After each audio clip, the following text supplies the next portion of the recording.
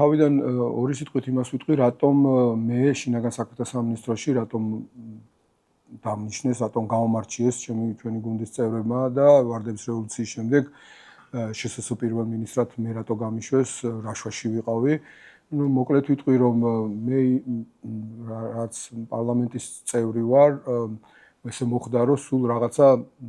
სამხედრო საქმესთან და რაღაცა ასე ვთქვათ ამასთან იარაღთან მიახლოვებულ საკითხებთან სულ კავშირში ვიყავი დაწყებული აფხაზეთის ომიდან, მერე გაგრძელებული იმითი, რომ ნატოს სკოლა დავამთავრე და შესაბამისი განათლება მივიღე, მერე შინაგან საქმეთა სამინისტროს აკადემია დავამთავრე, ვიყავი თავდაცვა უშუალობის კომიტეტის თავმჯდომარე, შევარდნაძის დროს რაღაცა ანტიკრიმინალური ოპერაციები რო ტარდებოდა ჩვენი პარტიიდან ჯერ კიდევ მაშინ ერთგვარად მივლენილი მე ვიყავი და ამ სტრუქტურას შიგნიდან გავეცანი და ვარდების რევოლუციის წინ კი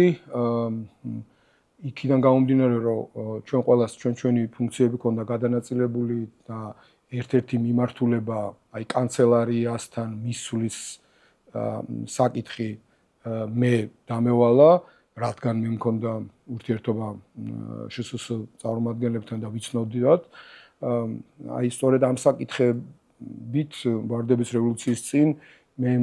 ვიყავი დაკავებული, მქონდა ამ შევარდნაძის დროინდელ პოლიციელებთან ურთიერთობა, მათ შორის ის რომ აი კანცელარიასთან მისვლისთვის ჩვენ წინასწარ მივედით და ისინი გავაფრთხილეთ, რომ თქვენ არაფერს არ გერჩით, თავარია ხალხს წინააღმდეგობა არ გაუწიოთ და ჩვენ მივალთ კანცელარიასთან, ეს არის ჩვენი ერთ-ერთი ამოცანა და თქვენ არ შეგეშინდეთ, ნუ გეშინიათ, თქვენ არაფერს არ დაგიშავებთ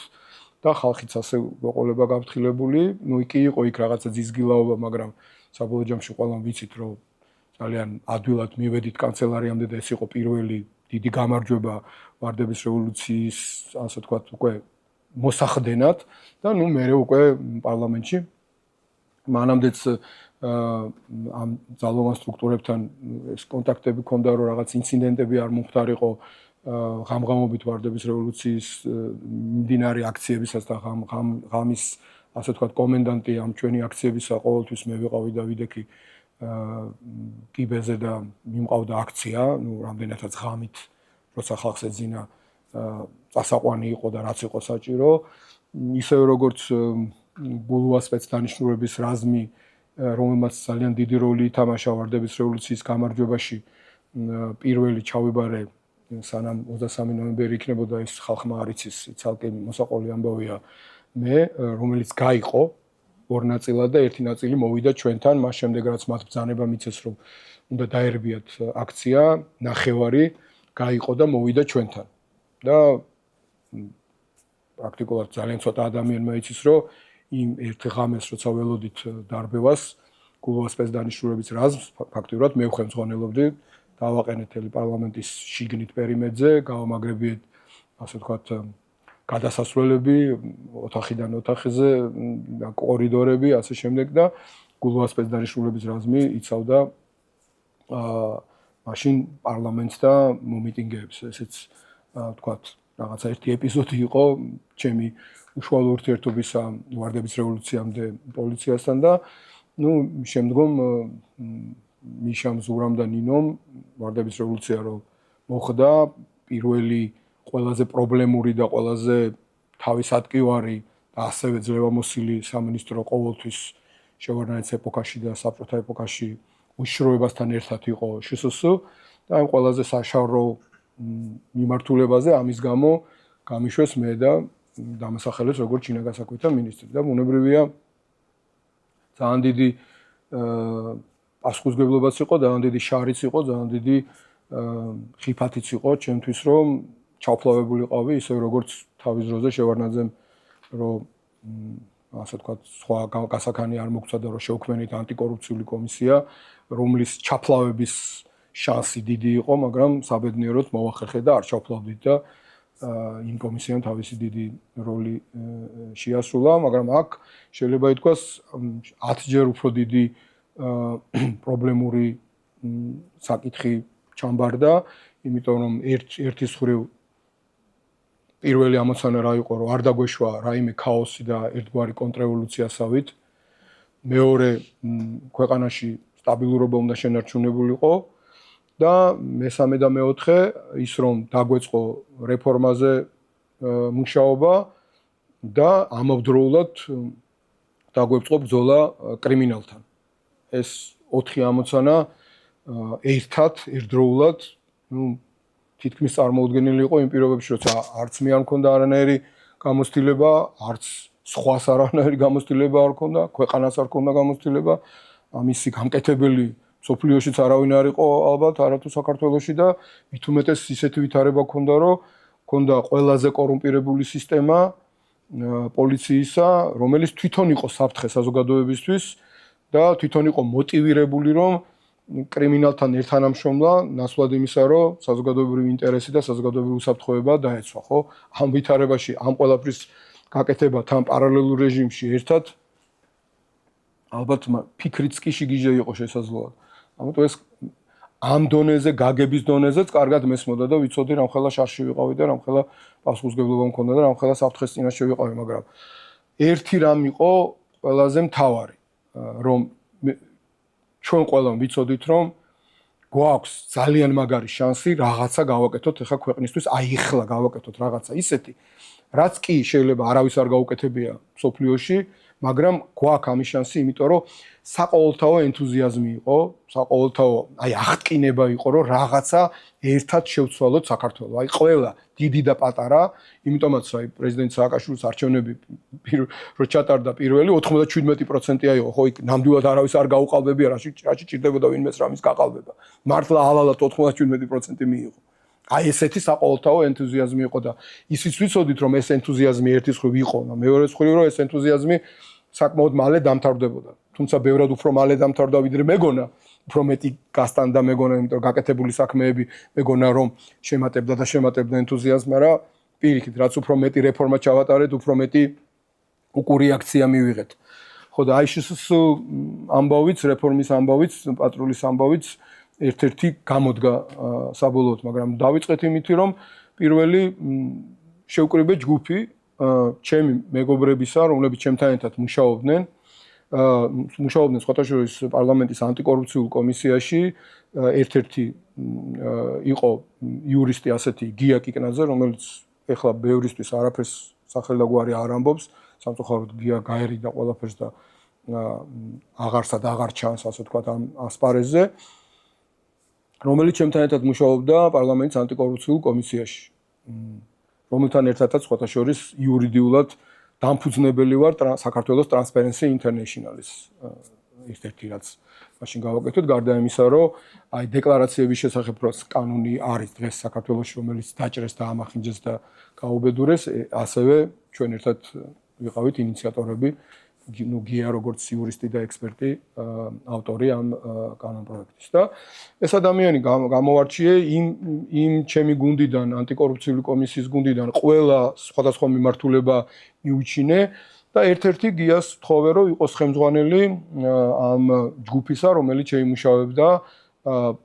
პოლიციის რეფორმას. მაშინ არც ვიცოდი, რომ ეს პატრული უნდა დარქმეულიყო თუ რა უნდა დარქმეულიყო, ზოგადად პოლიციის რეფორმა როგორი უნდა ყოფილიყო. იქ რამოდენიმე ადამიანი შეურჩიე, მათ შორის ერთ-ერთი სასწავლებლიდან მოსკოვიდან ახალდაბრუნებული ელენე ხოშტარია, თქვენთვის კარგად ცნობილი, რომელიც უშიშროების საბჭოში არ მიიღეს, განაცხადი შეიტანა, რომ სამსახური დაეწყო, იმიტომ რომ უთხრეს, რომ over qualified ხარო, ანუ ზედმეტად კვალიფიცირებული ხარო. ჩვენთან ხო და რო გავიკითხე, ჩემი ნაცნობების ახლობლების ახლობელია და ეგეთი პასუხი მისცეს ადამიანს, აი ხა ჩამოვიდაო, დაამთავრა აკადემიაო, გოგი ხოშტარიაშვილი, ესეთი პატრიოტი. ხო და არ მიიღეს, იმიტომ რომ ზედმეტად კვალიფიციური ხარ. მეთქი მაიყვათ ზედმეტად კვალიფიციური ადამიანი, მჭირდება და გონიერი ადამიანი და პატრიოტი და ელენესაც დავაწყებდი, მუშა უბრალოდ ხაზი გაუსვი, რომ ის არაზოს არ ამბობს ამის თაობაზე და მინდა რომ ხალხმა იცოდეს ამის თაობაზე. ხო და ნუ პარალელურად შევქმენი მრჩეველთა საბჭო, რომელიც შედგებოდა როგორც პოლიტიკოსებიდან, ისე არასამთავრობო სექტორის წარმომადგენლებისგან, ისე საზოგადოების წარმომადგენლებისგან, რომ აი რა ვქნათ, აი ერთად დავსხედით პატრიოტები, ვარდების რევოლუციის ასე ვთქვათ, მომხრეები და რა გავაკეთოთ, როგორ შევცვალოთ ეს სისტემა. შინაგან საქმეთა სამინისტროს ძველ შენობაში იყო ჩემი კაბინეტი, რა თქმა უნდა, და იქ მოდიოდნენ და ფიქრობდით ერთად, აი რა გავაკეთოთ, როგორ გავაკეთოთ. რა უყოთ ამ სისტემას. ერთდროულად ამ ამოცანებს როგორ გაუმკლავდით. ხო და მადლობა ღმერთს კიდევ დამხმარედ ყავდა გამოგვიჩნდა ევროკავშირი და ამერიკის შეერთებული შტატები, რომლებმაც გამოგვიყვეს ორი ექსპერტი, ერთი ევროპელი, მეორე ამერიკელი. ამერიკელი ყველაზე მეტად გამოგვადგა, იმიტომ რომ ყოფილი მაღალი რანგის პოლიციელი იყო, ოღონდ მოქმედი პოლიციელი, აი ნაღდი პოლიციელი, რასაც ქვია რა. და იმან რაღაცები მომიყვა, აი როგორ ხდება, როგორ მოქმედებს ამერიკული პოლიცია, აი ვკითხე მეთქი, აი ამერიკულ პოლიციაში, აი როგორ ხდება, რა ხდება, რანაირად არის, რანაირად. ხო და აი ესეთ რაღაცები მოგვიყვა. და სხვათაშორის მისი იდეები შევიდა იმ რეფორმაში, რომელიც წარმოადგინეთ და საქართველოს მთავრობამ მიიღო, რომელიც მერე საერთოდ დავიწყებას მიეცა. მათ შორის იყო პოლიციის შერიფების არჩევა, რომელზედაც ეხლა ცოტა მოგვიანებით, აი 20-20-ში ვლაპარაკობდით, ეხლა სხვადასხვა უფრო გირჩის წარმომადგენლები, აი ზურა გირჩის მხრიდან ამბობენ, ეგ ჩვენ მიღებული გვაქვს. ვარდების რევოლუციის მთავრობას ეგ ჩაიხედეთ დოკუმენტში, გვიწერია, უბრალოდ მერე გადაწყდა, რომ შემდგომ ეტაპზე განხორციელდეს ეგ. აი მაგალითად პოლიციის შერიფების არჩევა. ხო და სხვანაირი ორგანიზება პოლიციისა რა. მაგრამ მთავარი იყო აი წესრიგის დაცვა და როგორ უნდა გაგვეკეთებია, რომ აი ის ტრადიციები, ცუდი კორუფციის, კრიმინალის ბაცილით გაჯერებული, ხო, პოლიცია რანაირად უნდა შეგვეცვალა. და ამ ჯგუფმა რო იმუშავა სადღაც 3 თვე ნახევარი და რომ თან ჯგუფის მუშაობისას თელავთ ამ საკითხებს, რომ წარმოადგინეს როგორ ჩამოყალიბდა, ასე ვთქვათ, ხედვა, მივხვდით, რომ აზრი არ აქვს, რომ აი ნაწილი ხალხის გაუშვათ და ახლები მოვიყვანოთ და მერე ის ძველები, ვინც მიჩვეულია იმ ქთამის აღებას, იმ კრიმინალთან შეკრულია, გადაბმული აქვს კუდები ერთმანეთთან, ხო, ის ახალს რომ მოიყვანს, ხო, ის რა მოუვა იმ ახალს? ის ძველი შეჭამს იმ ახალს, ან იმ ბაცილას გადაძებს და ისევ გაუბედურდება რა სიტუაცია. ამიტომ მივედით იმ აბსოლუტურად გიჟურ იდეამდე, რომ იმისთვის რომ თანამედროვე და ეს პატრული უკვე ის ამერიკელებმა გვირჩია, იმ ამერიკელმა ექსპერტმა გვირჩია, პატრული შეიქმნას თავისი მოქმედების არეალით, თავისი პასუხისმგებლობით. აუცილებელია რომ ყველა ფორმიანი პოლიციის სტრუქტურა გავაერთიანოთ. იმიტომ რომ ადრე იყო იქ რაღაცა იქ ის ერთი პოლიცია, მეორე პოლიცია იქ გაი, იქ რაღაცა ისა საპატრულო ფეხით მოსიარულე, ისა ეს ანუ 1000 გვარი სხვადასხვა გვარი სახეობის პოლიცია იყო. არის საჭირო რომ ყველა ერთად იყოს, რომ ერთ სტრუქტურაში იყოს. ყველას ამოცანა იყოს რაღაცა ერთი პატარა სეგმენტი კი არა, საზოგადოებრივი წესრიგის დაცვა, ადამიანების დაცვა, სიმშვიდის დაცვა, რომ ადამიანმა იცოდეს, რომ პოლიციას რო ხედავს, ის ყველაფრის პოლიციელია, მარტო მანქანის გამჩერებელი კი არ არის, ან რაღაცა სადღაც საგუშაგოზე დამდგომი კი არ არის, არამედ ყველაფრის კომპეტენცია გააჩნია. და რომ შეუძლია მიმართოს იმ პოლიციელს და დახმარება შველად ხოვოს. იყოს მართლა ის ადამიანი, რომელთანაც მიმართვას აზრი აქვს, რომ კრიმინალისგან დაიცვას ადამიანი. და აი საბოლოო ჯამში მივედით იმ დასკვნამდე, როგორი უნდა იყოს სისტემა აწყობილი, როგორი უნდა კონდეთ ეკიპირება, აღჭურვილობა, სისტემა როგორი უნდა იყოს და რაც მთავარია ყველაზე მძიმე გადაწყვეტილება, რომ აზრი არ აქვს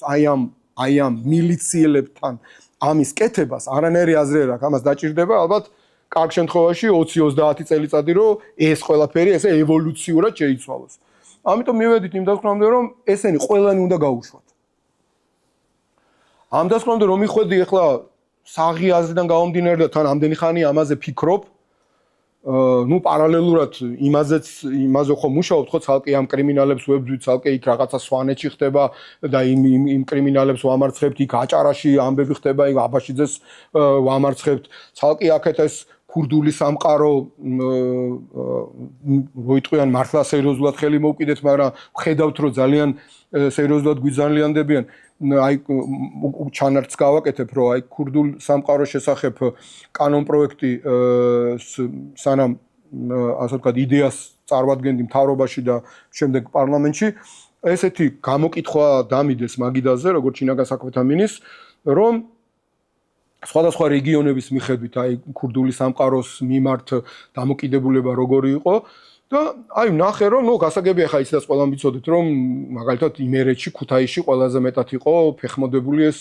ქურდული სამყარო ხო და ნახე რომ ერთი დღემდე მახსოვს და აი უბრალოდ გეგონება ურო ჩამარტყეს თავშიო აი ესე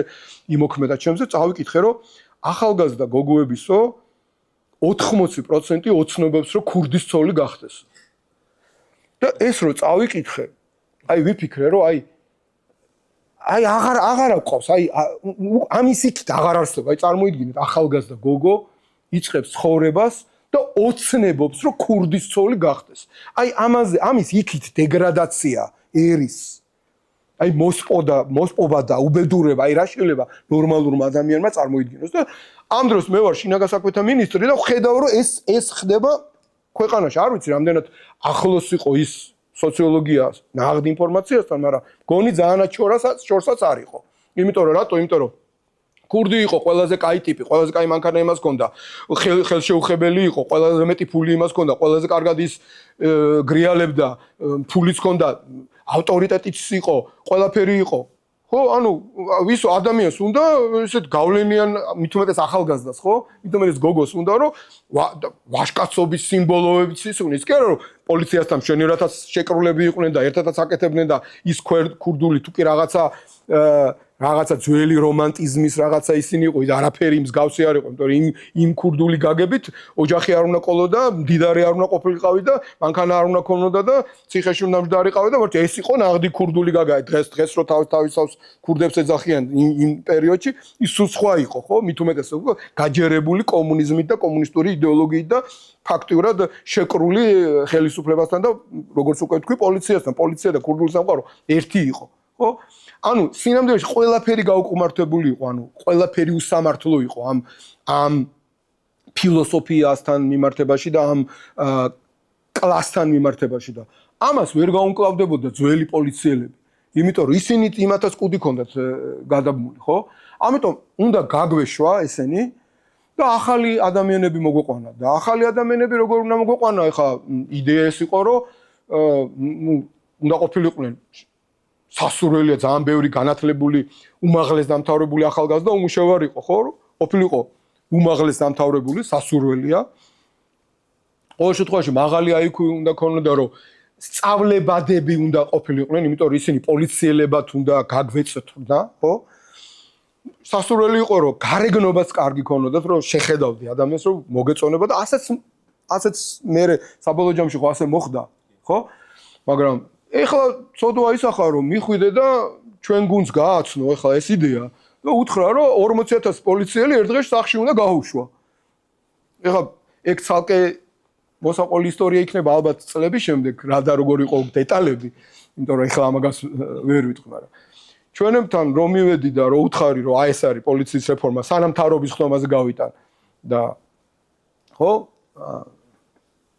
მე მითხეში ვარ გაგირეკია. რა 40,000 პოლიციელი უნდა გაუშვათ ერთ დღეს. მაგრამ მადლობა ღმერთს, იმიტომ ჩვენი გუნდი და ლიდერშიპი იმიტომ მაგარი, სწორედ რომ მე რასაც 4 თვის განმავლობაში და 3 თვენახევრის განმავლობაში ვხარშავდი ერთ დღეში, ნუ რახან მივაწოდე, რა თქმა უნდა ეს ჩამოყალიბებული სახით მივაწოდე, ერთ დღეში მშვენივრად გადახარშეს და მიხვდნენ რომ ეს არის სწორი გიჟური, სრულიად გიჟური, ძალიან სარისკო,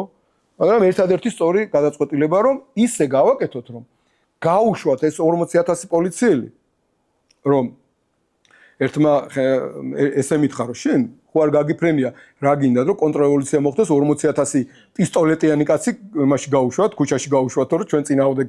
შემოტრიალდენო ნუ აბსოლუტურად სწორი ასე ვთქვათ საფრთხის დეფინიცია იყო განსაზღვრება იყო რომ ნამდვილად ასეც იყო ხო 40000 მართლაც პისტოლეტიანი კაცი განაწყენებული უნდა გაგვეშვა სახლში წარმოიდგინეთ და იყვნენ მათ შორის მართლა მეტნაკლებად ნორმალური ადამიანები ცოტა მაგრამ იყვნენ ახლა ისე ხო ვერ იტყვი რომ ყველა აი ეს 40000-ვე კაცი რაღაცა ცუდი ადამიანია სხვა შორის იმის შემდეგ ძალიან ბევრი შემხვდა რომელიც მაშინ განაწყენებული იყო პოლიციელი და თქვა რომ ერთადერთი სწორი გადაწყვეტილება მიიღეთო ანუ ის მართლა ნორმალური ადამიანი იყო და ის მართლა პატრიოტი იყო რომელმაც შეიძლება შემოსავალი რაღაცა იმ სისტემიდან დაკარგა მაგრამ იმდენად პატრიოტი იყო რომ თქვა რომ კი ჩემნაირი ადამიანი უნდა გაგეშვათ სამსახურიდან იმიტომ რომ სხვანაირად იმ რეფორმას ვერ გააკეთებდით და შემხედრია ესეთი საკმაოდ ბევრი მთელი ამ წლების განმავლობაში მადლობა ღმერთს და განსაკუთრებით მიხარია როცა ოპოზიციაში ყოფნის დროს რომ უთქვამთ ეს ჩემთვის თორე ხა ხელისუფლებაში რო ვიყოთ ეხა შეიძლება რომ რაღაცა გასიამონოს ადამიანმა და ოპოზიციაში როა და მით უმეტეს რომ ვარ და იციან რომ გვდევნის ეს რეჟიმი რუსული რეჟიმი და ამ დროს რომ ამას გეტყვის რომ თქვენ რომ ეს გააკეთეთო ეს ერთადერთი სწორი გადაწყვეტილება იყო მაშინდელი მილიციელი ამას რო გეტყვის ჩემს მიერ გაშვებული ეგ აი ძალიან მაგარი რაღაცაა და სამწუხაროდ ასეთი ადამიანების გაშვებაც მოგვიწია ხო ამიტომ ზოგადად რო თქვა იურიდიულად ეს ასევე უსამართლო იყო და უკანონოც იყო ყველაფერს სხვა თავი დაავნებოდ იმიტომ რომ იმ ჟამიდელი კანონმდებლობით ეგრე მოქცევა არ შეიძლებოდა ნუ ყველას ვერ გაუშვებდი ხო რა უნდა რაღაცა მიზეზი უნდა ყოფილიყო რაღაცა პროცედურები უნდა ყოფილიყო რომ გაგეშვა და ჩვენს არ თქონდა ამის დრო და მართლაც წავედით იმ რისკზე რომ ამ მილიციელებს გაუშვებდით 3 თვე საქართველოში ფორმიანი მილიციელი და უკვე ახალი პოლიციელი არ არსებობდა მაგრამ ახალგაზრდებმა არ იციან ხო საიდან უნდა იცოდეთ ახლა ტრაფიკი აი ეს ქუჩაში მოძრაობა გახდა უკეთესი რატო იმიტომ რომ ერთი ხალხმა დაინახა რომ არავინ აღარ აჩერებს აღარავინ აღარ ატერორებს და ხალხმა გააცნობიერა რომ აღარ არის ეს მილიცია ახალი რაღაცა იქმნება და რომ თვითონ არიან პასუხისგებლები ამ ქვეყანაზე ამ ხალხზე ეს ზუსტად იმ ენთუზიაზმზე გეუნებოდით და ხალხმა დაიწყო ერთმანეთისთვის გზის დათმობა შუქნიშანზე გაჩერება იმიტომ რომ სანამ ეს რეფორმა მოხდებოდა აი ხა რახან შუქნიშანზე გაჩერებაზე კიდე ერთ ჩანაც გავაკეთებ ისეთი სიტუაცია იყო მახსოვს ისეთი განუკითხაობა იყო რომ აი ღამის 2 საათზე 3 საათზე როცა ბრუნდებოდი ხოლმე სახლში რა დასასვენებლად რამოდენიმე საათით მაინც ხო მაშინ ჯერ კიდე მოძრაობა იმის რა ქვია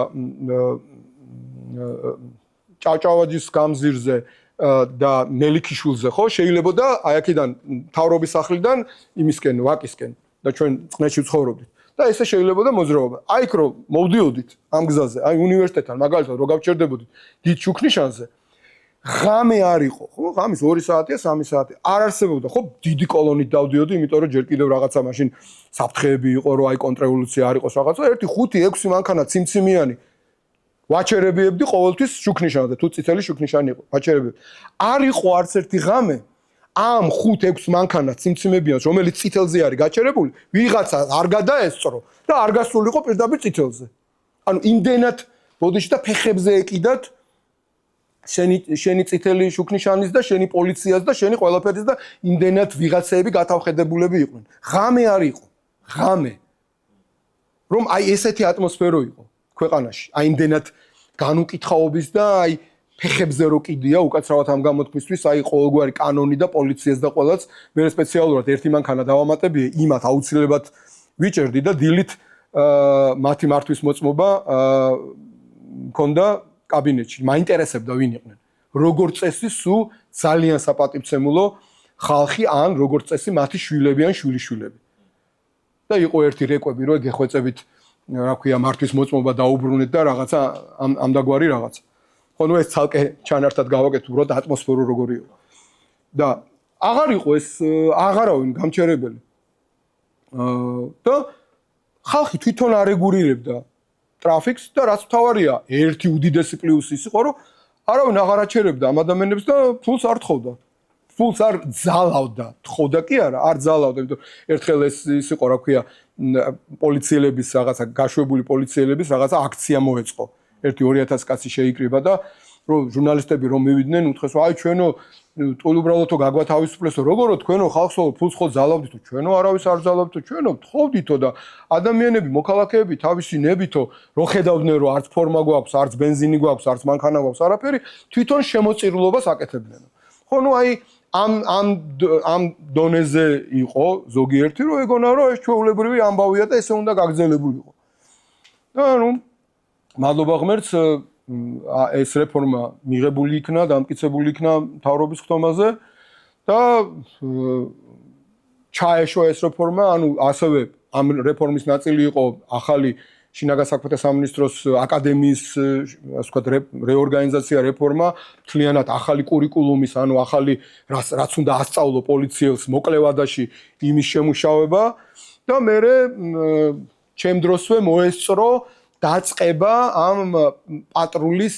ხალხის აყვანის პროცესის. აი მხოლოდ ეს მოვასწარი მე, ანუ რეფორმა ჩაუშვით, მიიღო მთავრობამ, დაიწყო, გაუშვით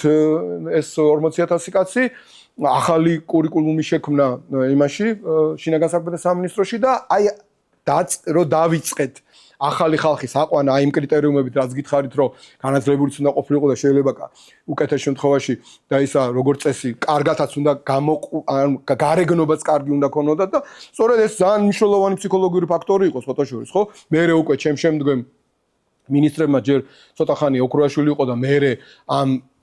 სისტემის აუცილებლად უნდა ვთქვათ, რომ ისე არ გამოვიდეს, რომ რაღაცა ჩემ თავზე ვიწერ იმას, რაც არ არის ჩემი გაკეთებული. მერე ვანო მირაბიშვილმა ხორცი შეასხა ამ რეფორმას უკვე, რასაც აი ჩამოყალიბება ქვია პატრულის იმ ეფექტიანი პატრულის, რაც ჩვენ ვიცით დღეს, რასაც ანგრევენ და აი ძირს უთხრიან. იქ მერე სწორედ ეს მომენტი იყო, რომ ამ ჩვენს მიერ ახალ შექმნილ პატრულის ასე ვთქვათ, სტრუქტურას არა მარტო კარგი მანქანები ჰქონდათ და უნიფორმა ჰქონდათ, კავშირგამულობის საშუალებები ჰქონდათ, არამედ კარგათაც გამოიყურებოდნენ ფიზიკურად ახალგაზრდები და იყვნენ აბსოლუტურად აი კარგი გაგებით სტერილურები ყოველგვარი იმ ბაცილისგან შორს, რასაც კორუფციისა და კრიმინალთან კუდიკუდზე გადაბმულობის ბაცილა ქვია და სწორედ ამიტომ ძალიან სწრაფად დაიწყო პოლიციამ ეფექტიანი მუშაობა, როცა პოლიცია თავისთავად პრობლემა აღარ არის და იმასთან კრიმინალთან შეკრული არ არის, უკვე ასე ვთქვათ, წაღმა დაიწყო ჩარხმა ტრიალი, ხო? ეგრევე დაეწყო ეგ სიტუაციას, აი ჯერ კიდევ არარეფორმირებული პოლიციის პირობებშიც კი ნება რახან იყო, ხო? ჩვენ მოვსწრეთ მაგალითად ისეთი დანაშაული, როგორც არის ავტომობილის გატაცება. მოპარვა, ჩვეულებრივად. ადამიანის გატაცება, ბოლო ადამიანის გატაცების ფაქტის, ასე ვთქვათ, ამბავი იყო ჩემ მინისტრობის დროს, როდესაც თამაზ მაღლაკელიძე, ერთ-ერთი ბანკირი გაიტაცეს. და ერთ-ერთი გამტაცებელი ჯგუფის მონაწილე იყო ქართული ჯარის გენერალი, მოქმედი გენერალი. ფოტოშორის სახმელეთო ჯარების მოქმედი სარდალი იყო. აი წარმოიდგინეთ. აი ეს დანაშაული რო გაიხსნა და აი თამაზ მაღლაკელიძე გადავარჩინეთ სიკვდილს, იმის შემდეგ საქართველოში ადამიანის გატაცების როგორც ასეთი დანაშაული, როგორც ასეთი მოისპო. ჯერ კიდევ არარეფორმირებული პოლიციის ამბავზე გელაპარაკებით. და მით უმეტეს, როცა უკვე შემოვიდა ეს პატრული და პატრულმა დაიწყო ხალხის დაცვა და კრიმინალთან ყოველგვარი კავშირი გაწყდა, უკვე ეფექტიანობა გაიზარდა პოლიციისა და ამიტომ სულ რამოდენიმე წელიწადში, ეს თუ არ ვთქვი, სადღაც 2007-ში, 2008-ის დასაწყისში ევროკავშირის კვლევით თბილისი გახდა ევროპის კონტინენტზე ყველაზე უსაფრთხო დედაქალაქი. აი ასეთი ნახტომი გააკეთა ჩვენმა შექმნილმა პოლიციამ და აი ვითარებამ უსაფრთხოების კუთხით, რომ აი მთელი რიგი საერთოდ მიმართულებები კრიმინალისა საერთოდ მოისპო და აი რასაც ისი მოსპობაც ძალიან ძნელია, ფიზიკურად ძალიან დაბალ დონეზე დავიდა და ერთ-ერთი მართლა ყველაზე უსაფრთხო გახდა მთელი ჩვენი ქვეყანა და აი თბილისი კიდევ ერთხელ ვამბობ ევროკავშირის კვლევით ეს ჩვენი კვლევაზე არ ვლაპარაკობ გახდა ევროპის კონტინენტზე ყველაზე უსაფრთხო დედაქალაქი. აი ეს არის ის რასაც ჩვენ მივახციეთ ერთ პატარა სფეროში ძალიან მოკლე დროში დავიწყეთ ეს რა თქმა უნდა მე გაგრძელდა ეს მთელი ამ 9 წლის განმავლობაში მიდიოდა ეს რეფორმა სადაც რა თქმა უნდა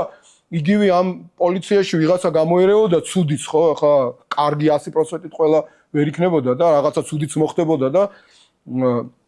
არასწორიც მოხდებოდა მაგრამ ის რაც გააკეთა მიხეილ სააკაშვილმა და ჩვენმა გუნდმა ასეთი რამ არ გაუკეთებია არავის დედამიწის ზურგზე არ გაუკეთებია ასეთ მოკლე დროში არასდროს ისტორიაში რაც კი კაცობრიობა არსებობს ასეთი რადიკალური ცვლილება ასეთი დიამეტრალური ცვლილება აი შავიდან გადმოტრიალებული იყოს თეთრზე ვითარება და სხვა ვითარება ყოფილიყო უსაფრთხოების კუთხით ჩვენი საზოგადოებისთვის რომ უკვე ადამიანს აღარ შეეშინდეს ქუჩაში სიარულის ოჯახის წევრის ქალის ბავშვის ქუჩაში გაშვება და შესაბამისად ეკონომიკური განვითარებაც ესე ჰაერიდან კი არ მოვიდა სწორედ იმიტომ მოვიდა რომ ყველა ბიზნესმენმა იცოდა რომ არავინ ვერ მივიდოდა ვერ დაატერორებდა რეკეტი აღარ იქნებოდა და ქუჩაში ნებისმიერ რაღაცას დაგეგმავდა დღისით მზისით ღამით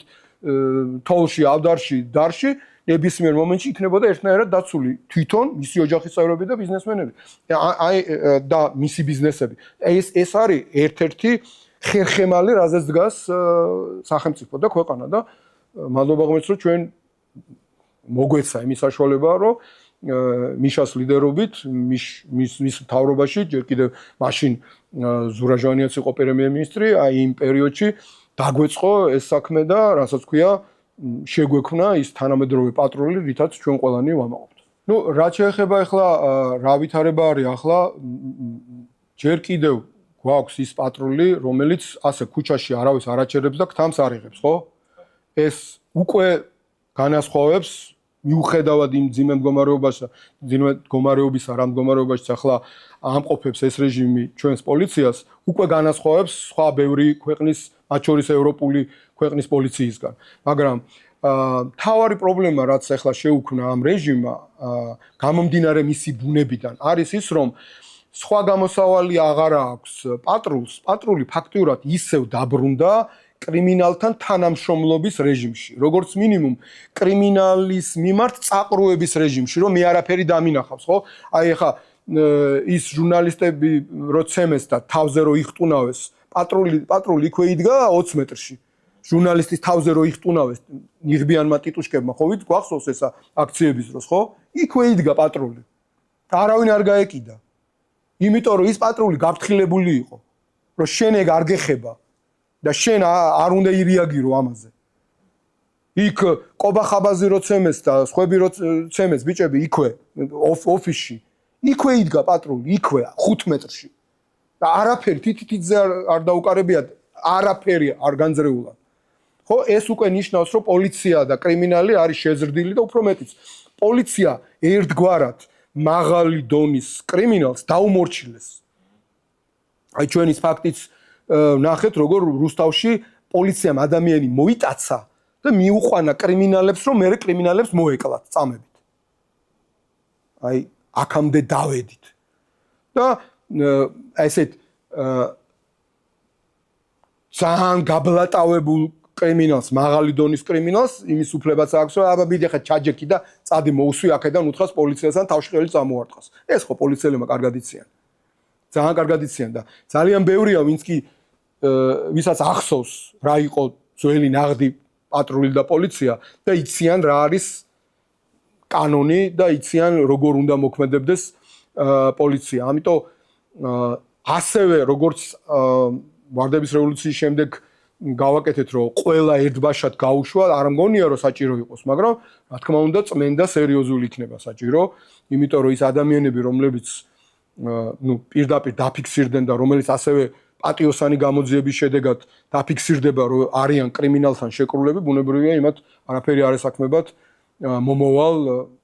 ნორმალური ხელისუფლების პირობებში ფუნქციონირებად პოლიციაში. ისე როგორც სერიოზული რეფორმა იქნება ასევე გასატარებელი კვლავ პროკურატურაში და თავარი რეფორმა, რა თქმა უნდა ვახსენოთ სასამართლო რეფორმა, რაც არის ჩვენი ხელისუფლების ასე ვთქვათ, გულის ტკივილი, რაც ჩვენ ვერ შევძელით, რომ ბოლომდე მიგვეყვანა. ორი მთავარი პრობლემა ქონდა ხო ამ შევანაძის დროინდელ სასამართლოს, რომ ერთი იყო დამოკიდებული ხელისუფლებაზე